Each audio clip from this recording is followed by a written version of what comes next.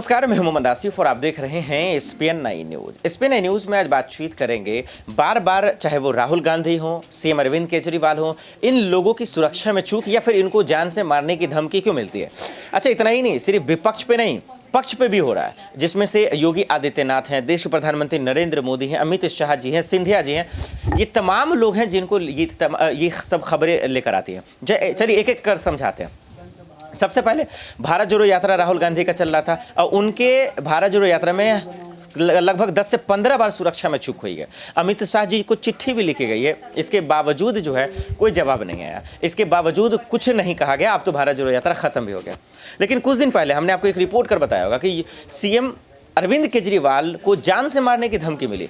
कई बार भाजपाई जो है उनके घर में घुस जाते हैं, घर पर हमला बोलते हैं। आखिर एक देश की राजधानी कि सीएम जब सुरक्षित में नहीं है, उनके घर पे हमला हो जाता है, तो इसका मतलब क्या समझा जाए कि क्या मजाक बना कर रखा है, क्या वाकई में उनके साथ धोखा हो रहा है? आखिर इसका जिम्मेदार कौन है?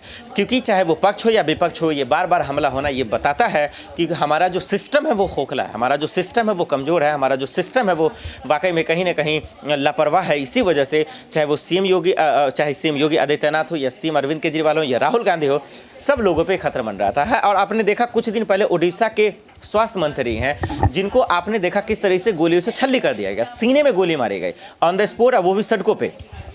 तो आखिर नेता कैसे महफूज होंगे, कैसे सुरक्षित होंगे, ये एक बड़ा सवाल बनकर रह गया। देखना होगा कि आखिर इस पर सीएम योगी, हालांकि अरविंद केजरीवाल ने कुछ कहा नहीं था, दिल्ली पुलिस इस पर कार्रवाई कर रही थी, जांच कर रही थी, और सबको घुमा फिरा कर बता दिया जाता है कि मानसिक हालत ठीक नहीं। लेकिन ऐसे में कैसे चलेगा, ऐसे में कैसे होगा, ये एक अहम बात है। और क्या ये सब चीज़ चुनाव के लिए तो नहीं हो रहा है, क्योंकि चुनाव भी नज़दीकी है। आज के लिए इतना ही, मुझे दीजिए इजाजत और आप देखते रहे SPN9 न्यूज़। नमस्कार।